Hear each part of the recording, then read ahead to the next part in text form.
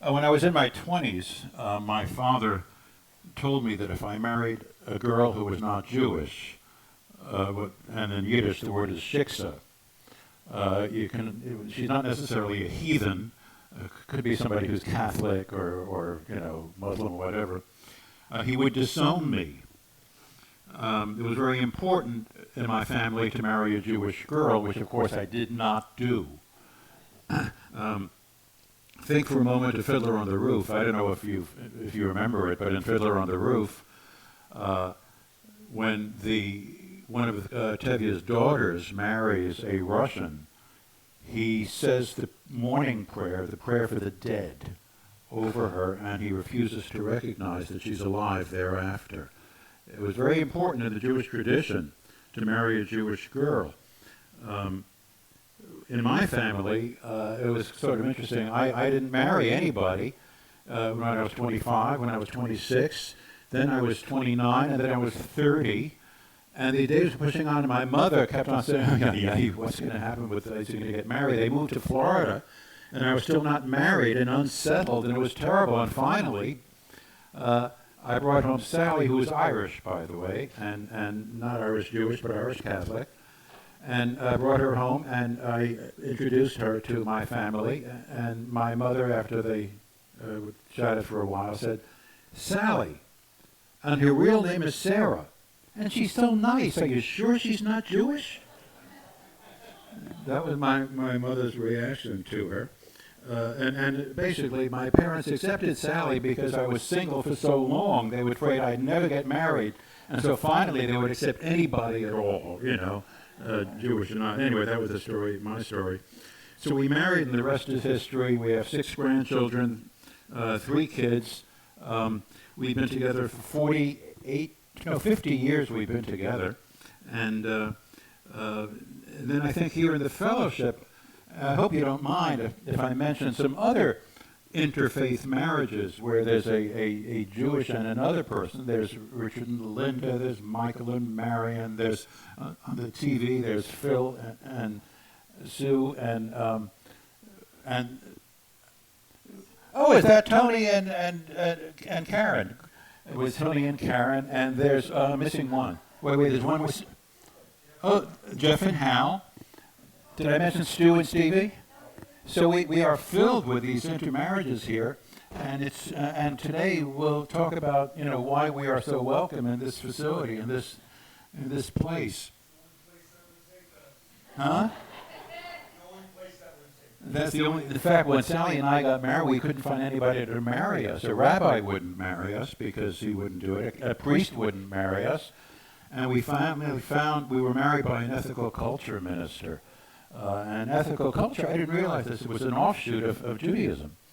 I thought it was sort of the next best thing to Unitarianism. Anyway, so the question is, why so much pressure to marry within the religion? The answer lies in history, and we'll take a look at that history this morning. So let me start with a quick background, and no one can see that, so I'll just tell you about it. And what's going to be interesting today, too, is the political scene now is fraught with problems, and we are going to be touching, and this is not purposely, I didn't intend it, but when I started preparing this program, I suddenly realized how profound this issue is to questions in the Middle East right now. Because we start in history, and that story starts with Abraham in the Old Testament. Okay, and just to set you up, I don't know how much you guys know about the stories about Abraham and the stories in the Bible, but I'll take you on a quick run through them.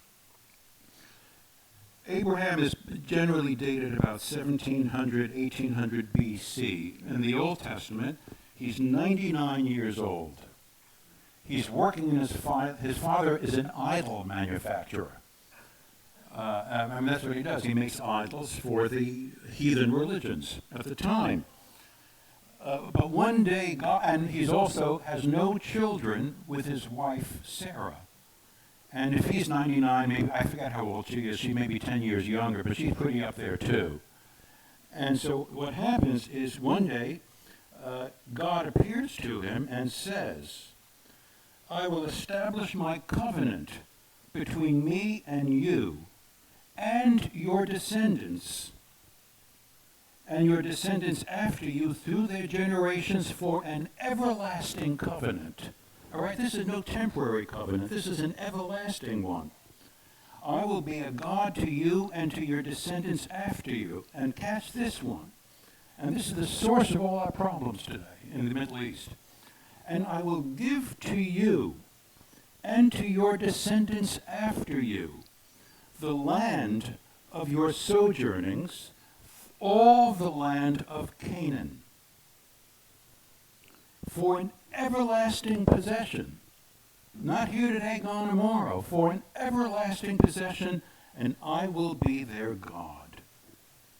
That's very heavy, it seems to me, if you look at that. And for those people today who literally believe the Bible, this land was given, the land of Canaan, not just the East Bank, but the West Bank too, according to these people. Not for a temporary possession, but for an everlasting one.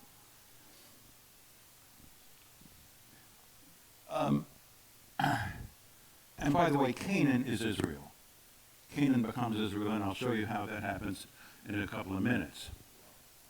We're going to fast forward for the next 1,000 years. And for those of you at home who can see this chronology, maybe you can follow along. Those of you here may want to look at that too. I would look at it, but I can't see it because I have my reading glasses on. Anyway, Abraham is followed by Isaac. Isaac is his son. Isaac begets Jacob. Jacob has an experience where he wrestles with an angel. As a result of that experience, his name is changed from Jacob to Israel. Okay? So Jacob, a.k.a. Israel, has 12 sons, a couple of daughters too, but for the moment he has 12 sons. And those 12 sons become the 12 tribes of Israel. And I got to point it this way, right? How are we doing? How am I doing? How can I get them at the... Oh, here we go. If I can... people at home are not going to see me pointing, but for those of you who are interested, we start down here. And I know my body isn't... There's a place called in the lower right-hand corner over there. Abraham journeys all the way over to Canaan, which is on the left over there. I hope you can see it. It's nice having this mic. Again, he starts in okay? Spends a little time up here in Haran, and eventually winds up in Canaan. That becomes the promised land. Okay? Can I get the next slide, or can I... I mentioned before that Jacob, a.k.a. Israel, has 12 kids, 12 boys. And those 12 boys become the heads of the 12 tribes of Israel. Right? So their names here, if you take a look at this map, is Judah. That's one of the sons of Jacob. There's Benjamin, there's Reuben, Gad, Ephraim. Manasseh is another story. That's really a son of Joseph. Naphtali, Asher, and so on. 12 tribes, and they become, each one becomes each son of Jacob, or of Israel, becomes one of the leaders of one of the 12 tribes. You'll see why I'm getting into this in a second. So what happens? We have the 12 tribes of Israel. Then there's a migration to Egypt.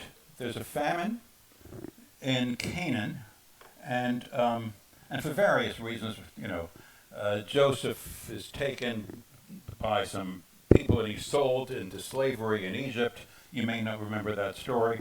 In any event, the scene shifts to Egypt, where Joseph, one of Jacob's sons, now resides, and he brings his family over into Egypt. And the Hebrews, and I'm not calling them Jews yet, because they are not Jews yet. The Hebrews then spend the next 400 years there. That's a long time, 400 years. Think about it.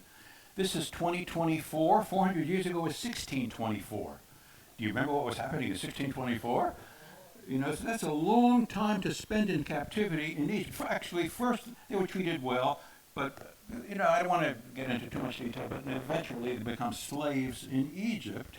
And after 400 years, God appears to a guy named Moses. Moses is an interesting guy because his name, Moses, is an Egyptian name. In fact, if you know the name like Ramses and Tutmos is one of the Egyptian pharaohs, Ramses is one of the Egyptian pharaohs, the Mose is part of their names, the names of the Egyptian pharaohs, as it is for Moses.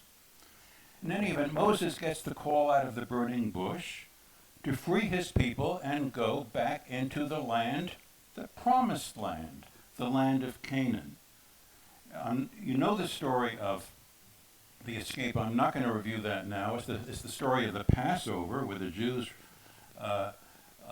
escape after the plagues and all that stuff. They then they're in the desert where they wander for 40 years. And then under Joshua, who's one of the leaders, the Hebrews invade Canaan. All right? They knock off the Canaanites, and the land is then divided among the 12 sons, or the leaders, not the 12 sons, but basically the tribal leaders. So you now have a period called the period of the Judges.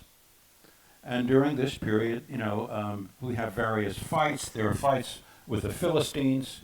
You know the story of Samson? That's one of the stories of the Judges. Anyway, we don't have to take you through all of that. Eventually, though, the kingdom splits in... No, it doesn't, not a kingdom yet. Let me just go back a second. So they're there for 400 years. They wander in the desert. They come to Canaan. They conquer Canaan. There's the confederation of 12 tribes. Then they decide that every other country's got a king. Man, oh man, we like kings. So we ought to have a king too. And God is not very excited about that. And he says, you want a king? I'll give you a king.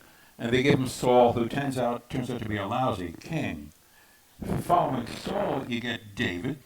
Following David, you get Solomon. And then you get a whole host of kings. But before you get the host of kings, and this is sort of interesting, the 12 tribes split.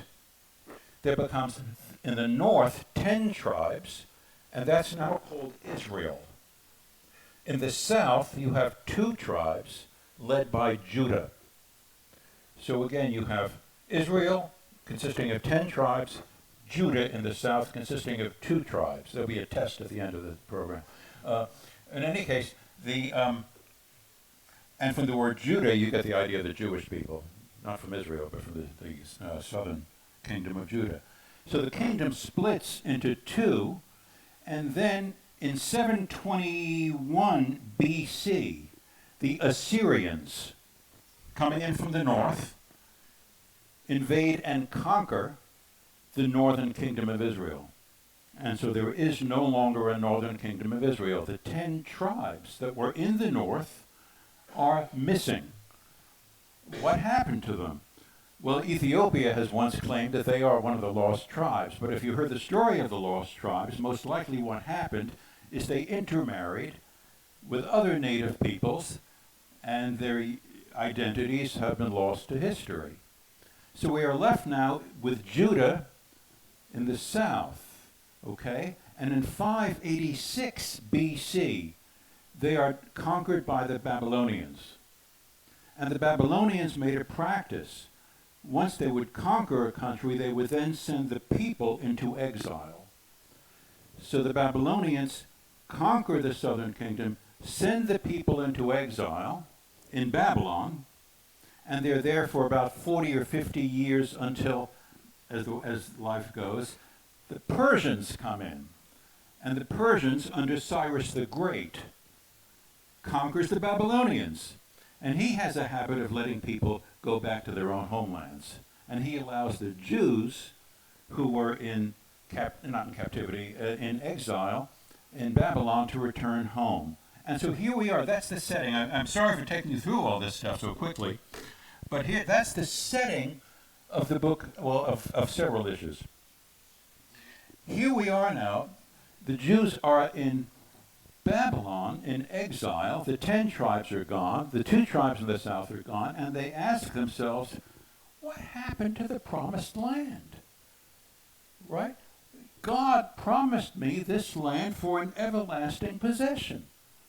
But here it is, we don't have it anymore, somebody else got it, And so we're coming back from exile, and we've got to figure out why. Why on earth did we lose the promised land? And you know what the answer is? It's the women's fault. It's the fault of the women. It's the non-Jewish women, if you pardon my expression, the Shiksa.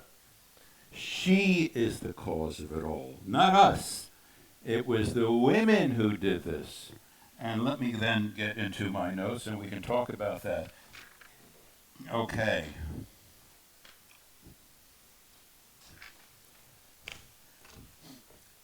Blame it on the women.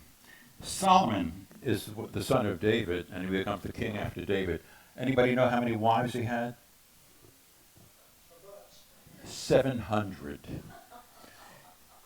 Do you think they were all Jewish? No? That was Solomon, David's son. In any case, yeah, right. He had 700 wives. Let me read to you from the book of Kings, just to get an idea of this.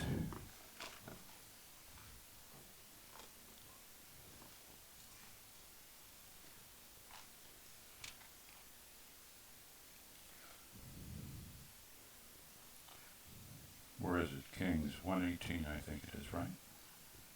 Kings, chapter 17.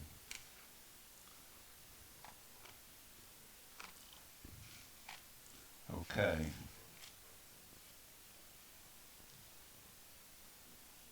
What am I doing? Kings chapter 11, not 17, that comes next. Sorry about this, Now King Solomon loved many foreign women, the daughter of the Pharaoh and the Moabite, Ammonites, Edomites, Sidonians, Hittite women, from the nations concerning which the Lord had said to people of Israel, you shall not enter into marriage with them, neither shall they with you, for surely they will turn away your heart away from God. Solomon, though, clung to these women in love. He had 700 wives, princesses, and I forgot about this, 300 concubines. You ever calculated, by the way, if there are 700 wives, 300 concubines, and you do 3 a day, you do 3 a day, it'll take you about a year to get before you saw, another face a second time. Anyway. When Solomon was old, his wives turned his heart after other gods. And his heart was not wholly true to the Lord his God, as was the heart of David his father.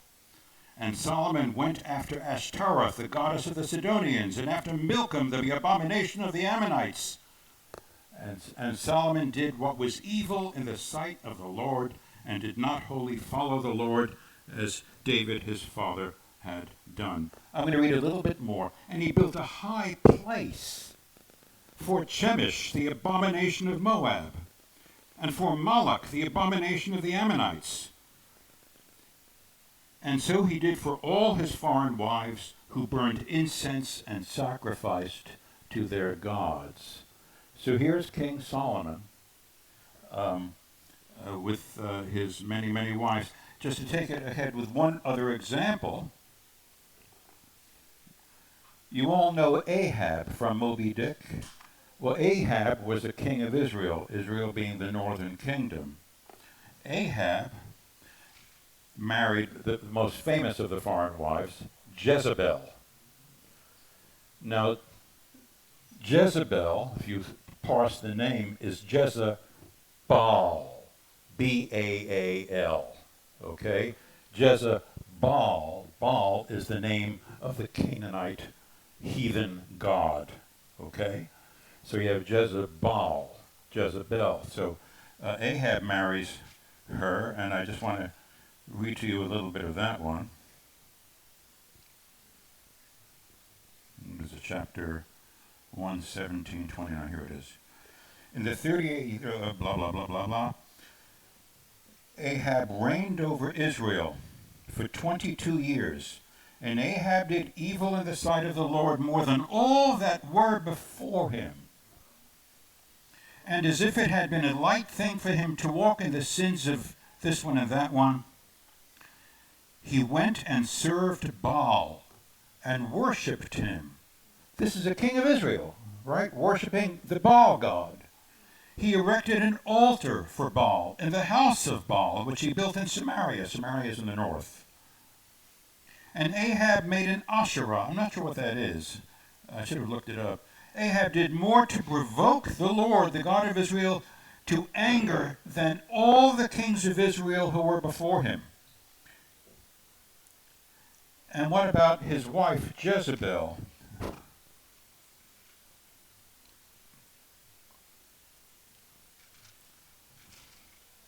Well, there's a passage here which I'm losing for a second. Kings. Okay, just to make it brief and not dwell on this anymore, though it is sort of fun to... Oh, here it is. And Jezebel, and you have to remember, the writers of the Old Testament have a point of view. And their point of view is that intermarriage is lousy. You can't do this kind of thing. Okay? That is their point of view, and so they hate Jezebel. And what do they say about her? And of Jezebel the Lord said, the dogs shall eat Jezebel within the bounds of Jezreel. You know, I mean, this is anyone belonging to Ahab who dies in the city, the dogs shall eat, and any one of his who dies in the open country, the birds of the air shall eat. So this is, to say this is strong is a bit of an understatement. And I don't mean, you know, although I have a habit of looking at the dark side of things, that's the end of the dark side of this discussion today. Okay? That just says this brings us to the book of Ruth. And the book of Ruth is a very different story. And I'd like our players. I've asked Richard and Linda and Sally to come up here and to act as the UU Newton NJ players, and they are going to help read parts of this to dramatize, and this is totally unrehearsed, by the way, totally unrehearsed. Why don't you stand wherever you feel like standing, find a nice place, take a microphone, here's one, here's another one. Hello, hello, hello. Sal, can you grab this microphone? And we're going to talk, first of all, we'll just review the book of Ruth. After depressing you with the dogs shall eat Jezebel, we're now going to go on the happy side of the story. And this is really fascinating, but we'll talk about how it's fascinating in a minute. The book of Ruth appears after the book of Judges, but you don't need those sorts of details. It starts out with a woman named Naomi. Naomi lives in Bethlehem, and I'll forget about the map. Bethlehem is in Judah. Okay, there's a famine in Bethlehem. So they went to Moab, which is in the southeast. Again, if we have the map up, you would see it. It's not in Judah, it's just outside, south into the east of Judah. They go to Moab, and they live there for 10 years. Their sons, there were 2 of them, married Moabite women. I'd like to introduce you to the first Moabite woman, Ruth, and the second, and I'll read Orpah. I'll read Orpah. There's a second one named Orpah. Then Naomi's husband died in Moab. She was left, and then her sons died. So Ruth, The cheerful part, right? This is the cheerful part, yeah. Ruth and Orpah are the 2 daughters-in-law, and she's left with them. And they are both Moabite women. They are not Jews, they are not Hebrews, they are Shiksas. Okay? And the story begins, the famine, she's left with the 2 daughters-in-law, then the famine ends, and she now wanted to return to Judah. Listen now to their conversation. Naomi, we'll begin with you. Go, return each of you to her mother's Put the mic house. closer to your mouth. Right up against your mouth would be best. Hello? Yeah, better. May the Lord deal kindly with you, as you have dealt with the dead and with me. The Lord grant that you may find a home. Then she kissed them. Very good. Nicely done. And they lifted up their voices and wept. And they said, this is the daughters, and they said to her, Ruth, No, we will return with you to your people. Naomi, Turn back, my daughters. Why will you go with keep the me? mic up. Have I yet sons in my womb that they may become your husbands? Turn back, my daughters. Go your way, for I am too old to have a husband. If I should say I have hope, even if I should have a husband this night and should bear sons, would you therefore wait till they were grown? No, my daughters, for it is exceedingly bitter to me for your sake that the hand of the Lord hath gone forth against me. Then they lifted up their voices and wept again. And Orpah kissed her mother-in-law, but Ruth clung to her. And Naomi said, See, your sister-in-law has gone back to her people and to her gods. Return after your sister-in-law. but Ruth said, Entreat me not to leave thee, or to return from following after thee. For whither thou goest, I will go, and where thou lodgest, I will lodge. Thy people shall be my people, and thy God my God. Where thou diest, I will die, and there will I be buried. The Lord do so to me, and more also, if aught but death part thee and me. And when Naomi saw that Ruth was determined to go with her, she said no more. They returned to Bethlehem at the beginning of the barley harvest. And it so happens that Naomi's husband, her past husband, had a relative there who was wealthy. His name was Boaz.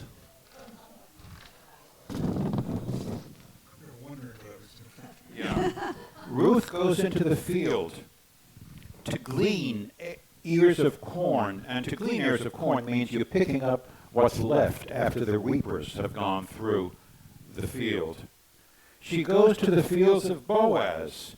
He notices her. Boaz, please notice her. No. And he says, Whose maiden is this? it is the Moabite maiden who came back with Naomi from the country of Moab. Please, please let me glean and gather among the sheaves after the reapers. Now listen, my daughter. Do not go glean in another field or leave this one, but keep close to my maidens. Let your eyes be upon the field that you are reaping, and go after them. Have I not charged the young men not to molest you? And when you are thirsty, go to the vessels and drink what the young men have drawn. Then she fell on her face. You don't have to do that. Bowing to the ground, and said to him, Why have I found favor in your eyes that you should take notice of me when I am a foreigner? All that you have done for your mother-in-law since the death of your husband has been fully told me, and how you left your father and mother and your native land and come to a people that you did not know before. The Lord reward you for what you have done, and a full reward be given you by the Lord, the God of Israel, under whose wings you have come to take refuge. Thou art most gracious to me, my Lord, for you have comforted me and spoken kindly to your maidservant, though I am no one. though I am not one of your maidservants. Thank you. Thank you. You may, I think that's the end. You can go. Thank you. Thank you. Thank you.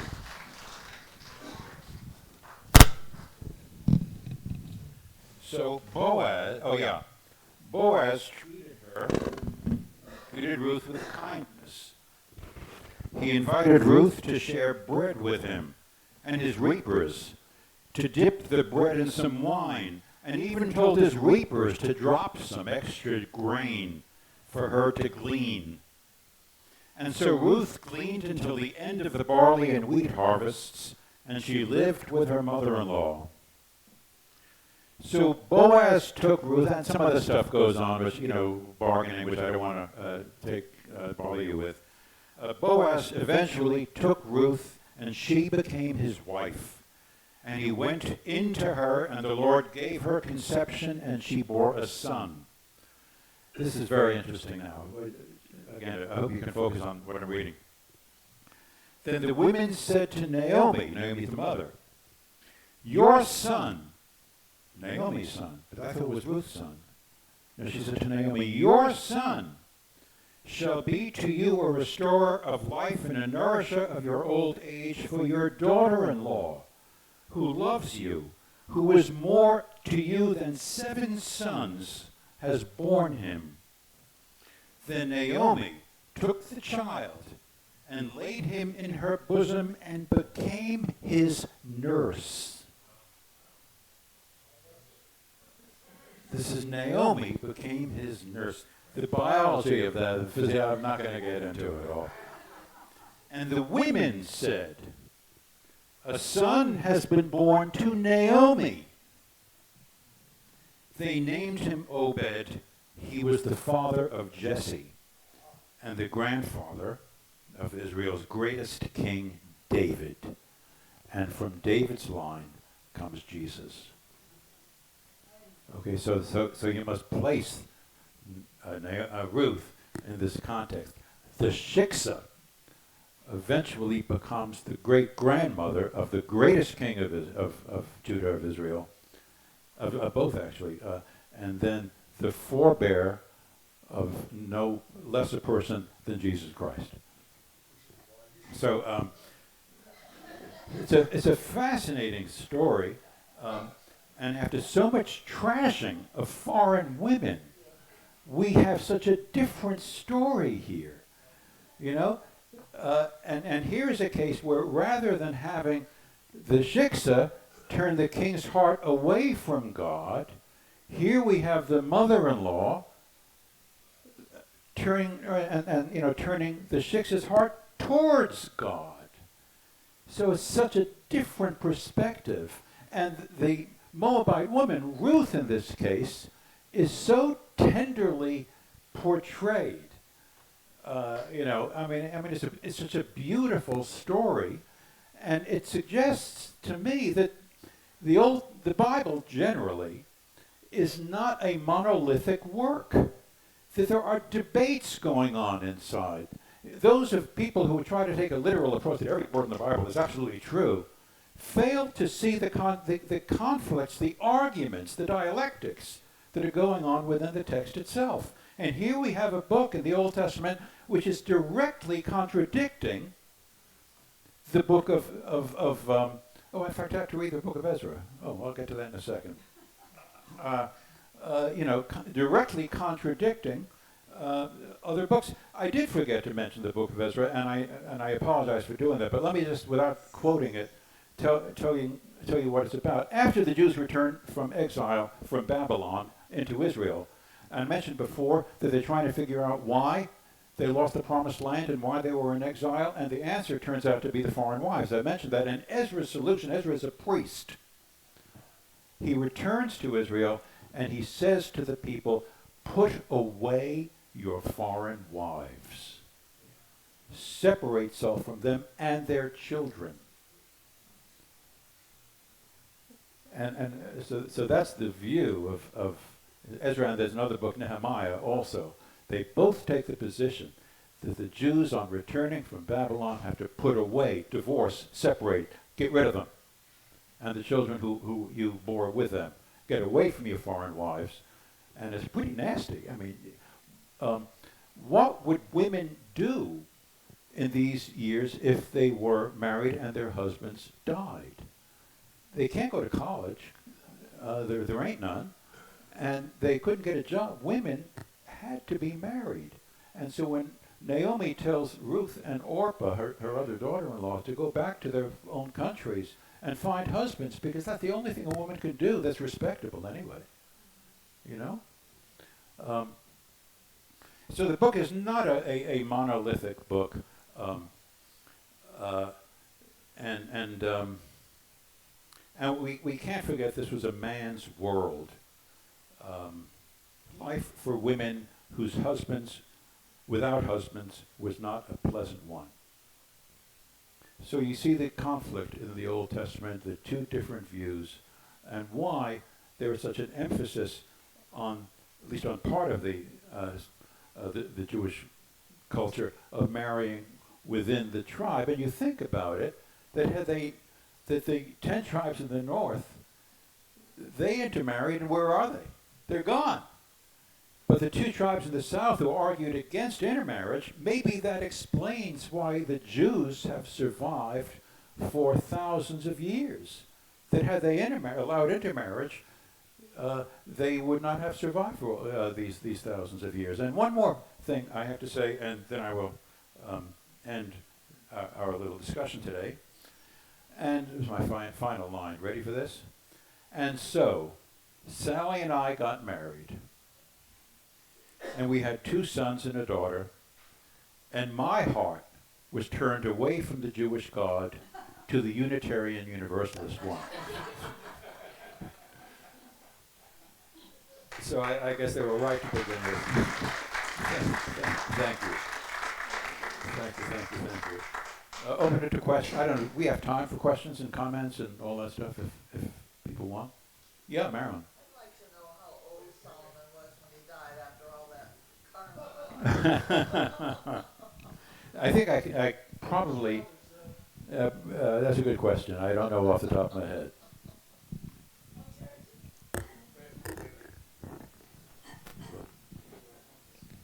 Jerry, do you want to tell them about a widow has to marry the brother of her deceased?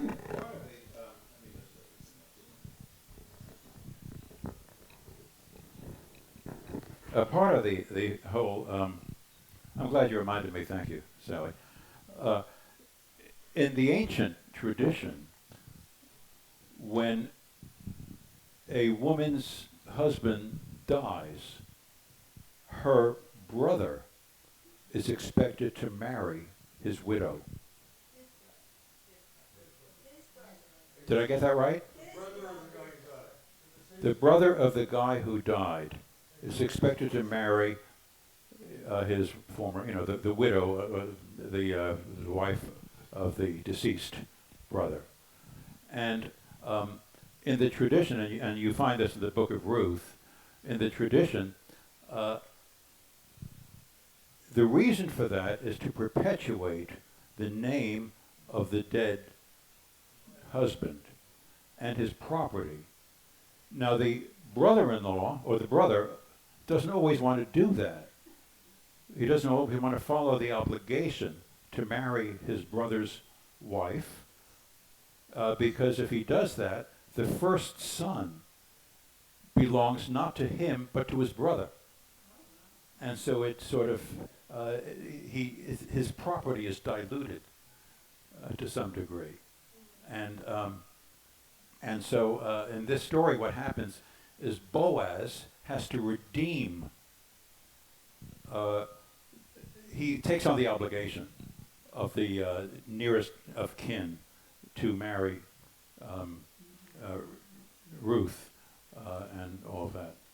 Thank you for reminding me. I hope I made that clear. Yeah, Linda.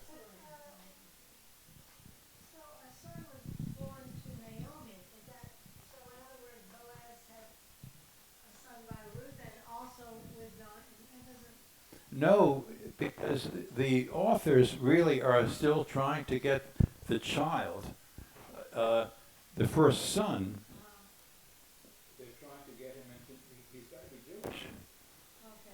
So it's Naomi. He doesn't have relations with Naomi. He only has relations with Ruth. But Naomi is the one who suckles him, and who at least becomes the mother, even though we know that the mother was Ruth.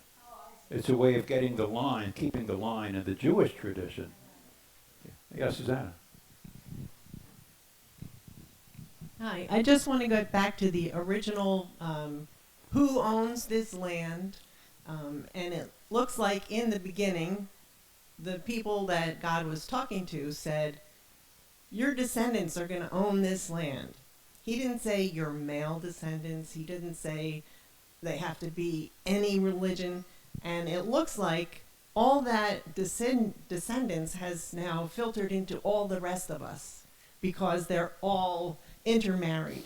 So what it looks to me is that today, all this land belongs to everybody. It's interesting view. You're not going to find that among the Orthodox Jews. Won't share that view, but I hear what you're saying.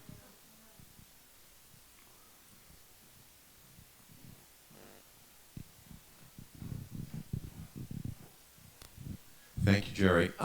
This is Jeff.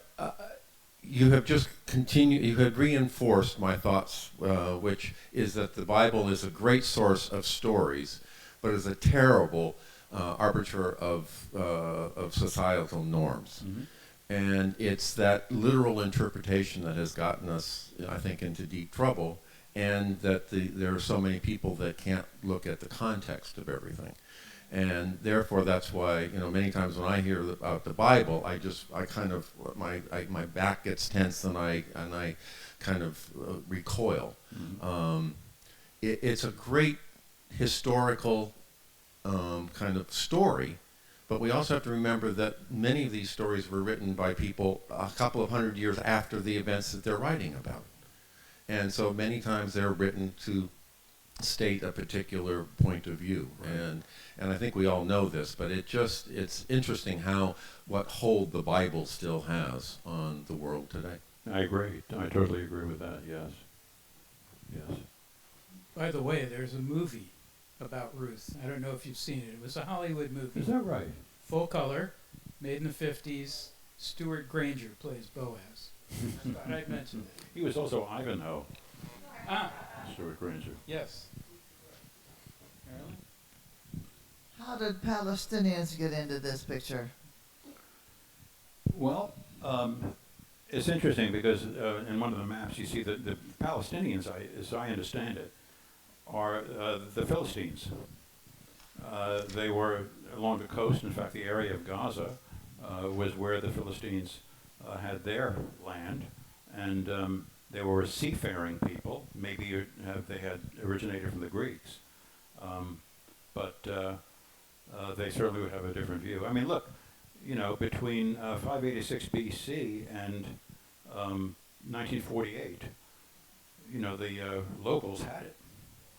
Where people lived together there in peace. So there were some Jews there and some Arabs there and some, and Christians. We mustn't forget the Christians were there as well through the, because Muhammad doesn't come till 570 A.D.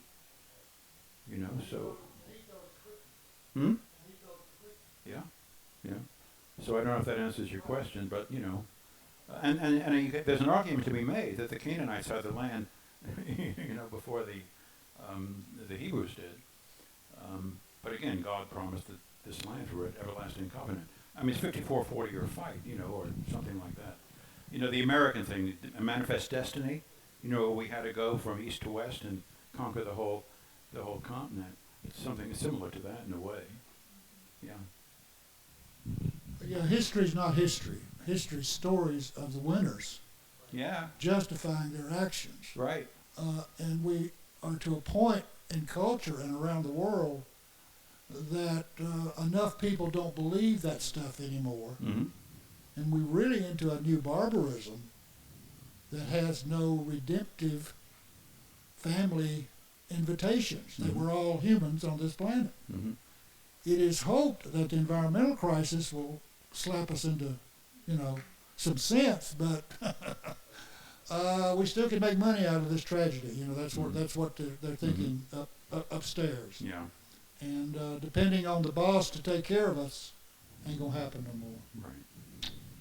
Right. We're motherless children. Right. Thanks. So we've heard about Jewish men marrying non-Jewish wives. Closer to my own heart, my best friend Greg married a Jewish woman. We haven't heard anything about Jewish women marrying non-Jewish men. So I also had the example of Tony and Karen, but that's another story. Right.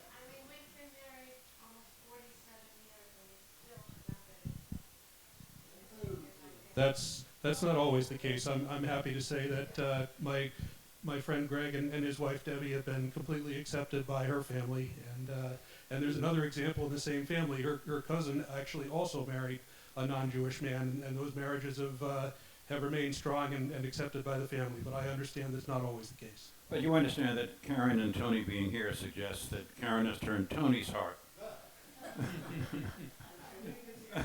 towards the Unitarian God as well. I can't hear. Is, and certainly, I mean, I was told from the time before I even knew what my grandmother was talking about, you must marry someone who's Jewish. It's a shanda. You cannot do, you have to do this. And of course, I went the opposite way. But they also were immigrants. They came out of the Pale of Settlement. Then they left relatives behind in Europe who did not survive the Holocaust. There was all this persecution that they just said, they will never forget you're a Jew. No one's ever going to let you forget it. So you better marry someone who's Jewish. And of course, I grew up in the 60s and wanted to see the world in a different way, and it's a lot more complicated than just that. But yeah, it's every family has a different culture. Right. To complicate things very, very quickly, my younger sister became ultra-Orthodox. So it really threw things into a tailspin. Yeah. And then we became Unitarians. Richard, you had something? I agree with what you said, Doak. I'm thinking, but I may be wrong, that it was George Orwell who said that history is written by the winners, by the conquerors. And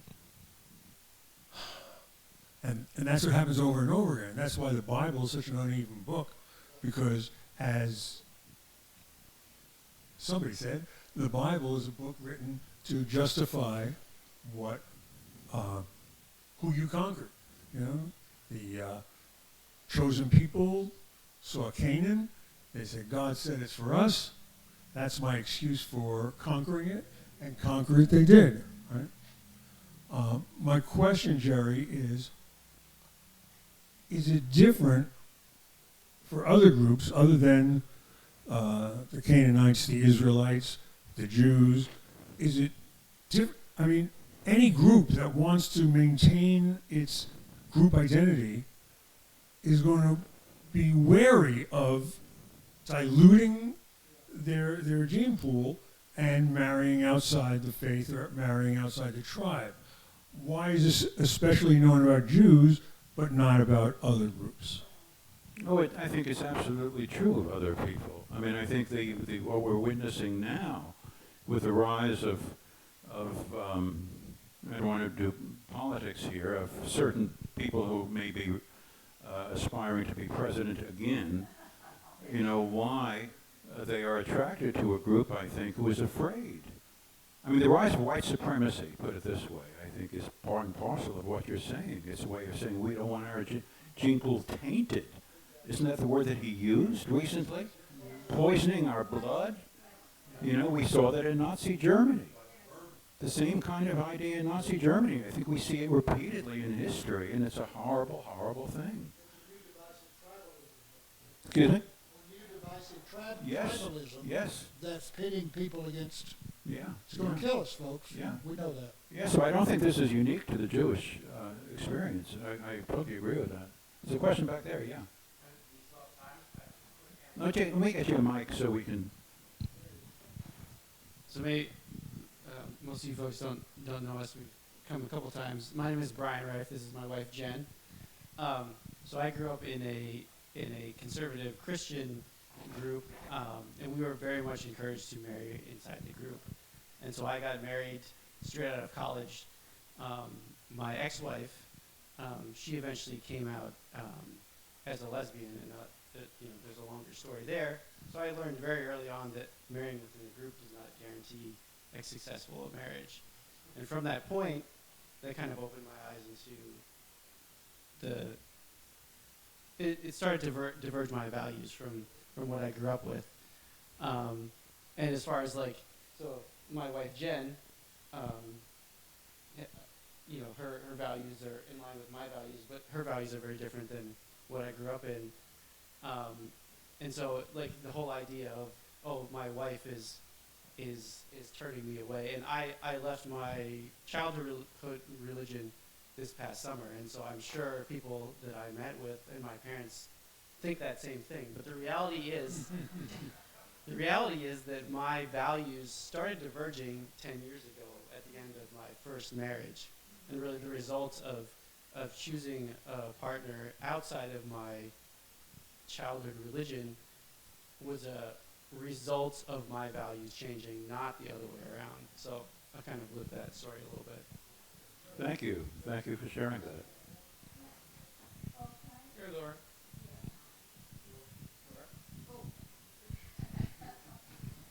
Yeah. Hi, Jerry. I remember when you said that your father insisted you marry a Jewish woman, and then you married Sally. My mother, when I married Kevin, if you don't get married in the Catholic Church, I am not coming to your wedding, which made me and Kevin very, very angry. So we wanted to get married in a Unitarian church. She would not come to the wedding. So I kind of wanted my mother to be there. What did we do? Get forced to marry in the Catholic Church. That's a total turnoff to people.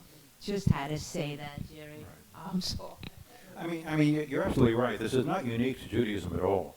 I mean, it's true. I mean, an Irish Catholic doesn't want to marry an Italian Catholic, right? I mean, you have an Italian family, so say these Irish are no good, and vice versa. And then you bring in Poles, and it's terrible. I mean, people are always looking for excuses to stay within their own clan and to cut away from the others, and it's certainly not unique to the Jewish group. Yeah. Well, I want to talk about my family. They were happy that with Jerry, 100%. I mean, the idea of him being Jewish was fine. My uncle thought it's about time we got a Jew in the family.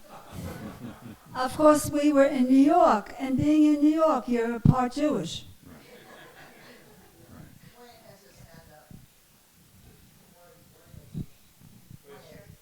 I'm sorry. Oh.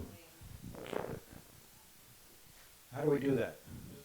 What? Have a comment?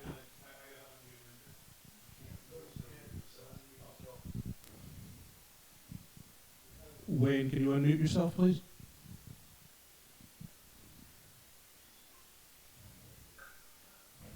Okay, this idea of a nation, a culture,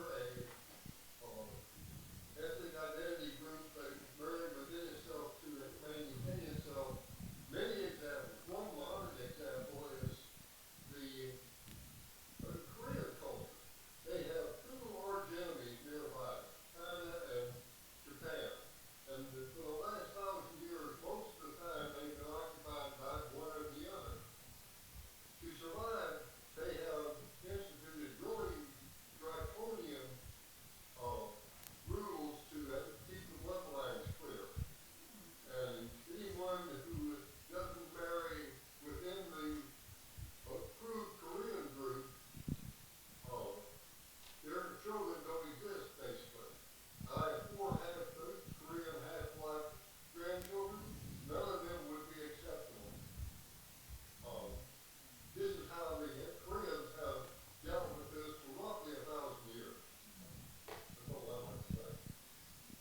Thanks, Wayne.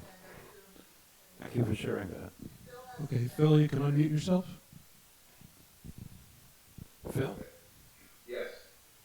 I just want to mention something. A lot of people don't know this, but before I entered a marriage with Sue, which you said during its 50th year, I was married 10 years to a Jewish girl.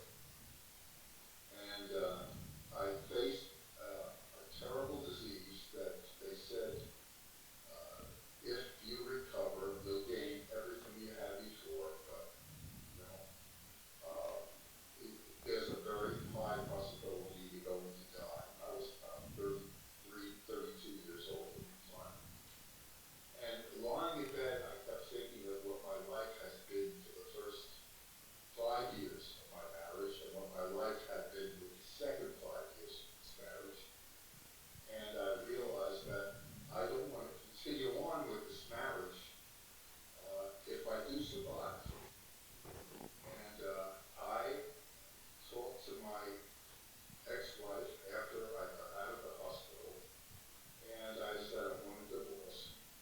And she agreed, and we had 3 children at the time. And she went off to California to continue with her acting career, and I took care of the kids. And I was set in my life. I had a wonderful, wonderful career.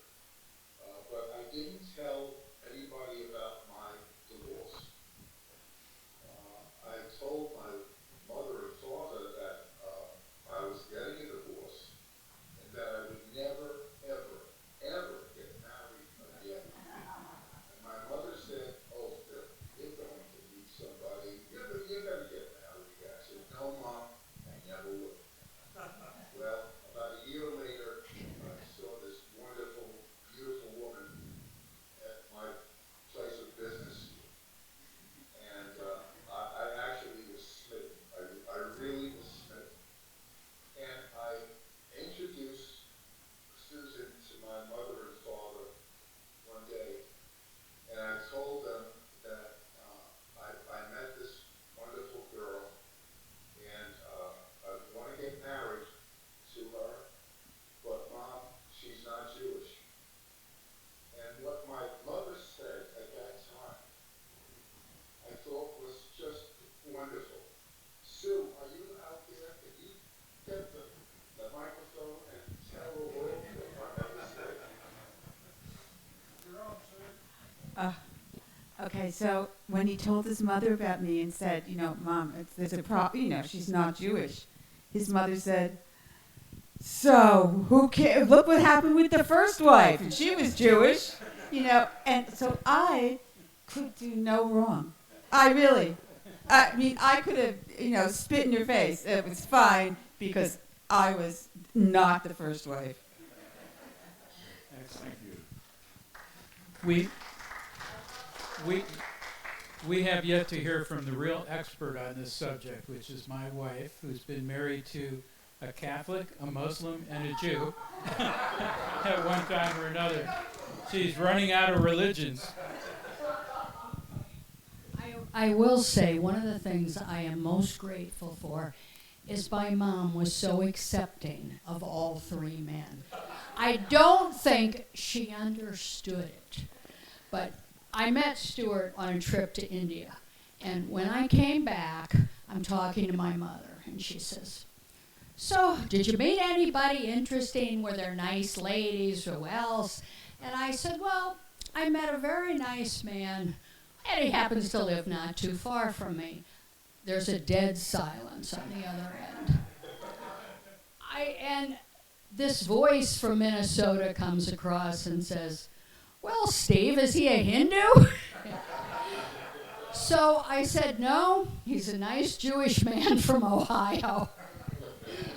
And that's the story. But I've been so grateful for my family. They're so supportive. My sister is gay, and my mother decided she needs to tell us. Well, of course we all knew. But she was just so funny. So I don't know how to tell you this. And at one point, my sister had asked her to march in the gay pride parade with them. my mother calls me up. She says, I've got a problem. I said, okay, Mom, what's the problem? She said, your sister wants me to march in the Gay Pride Parade. She said, I don't march for anything. I used to be in the band. I don't want to march. I don't care what it is. And I said, well, just tell her that. And she said, but I want to be supportive. And I said, you know, it wasn't the cause. It was she didn't want to march.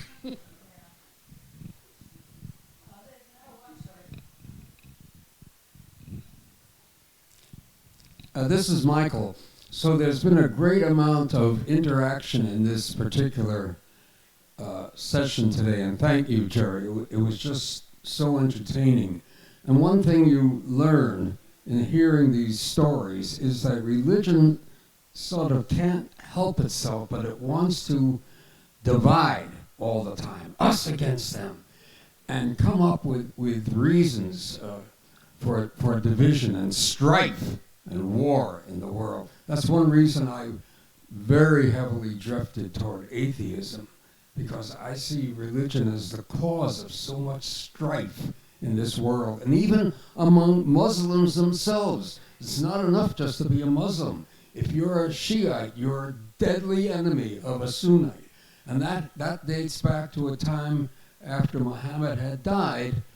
There was one group of people that that he had already chosen, that were going to carry on religion, but there's another group of people who feel that no, it has to come from his own family. So thus we have two different factions of Islam that takes root, and it's all just about us and them. It's just really, it's horrible. I hate it.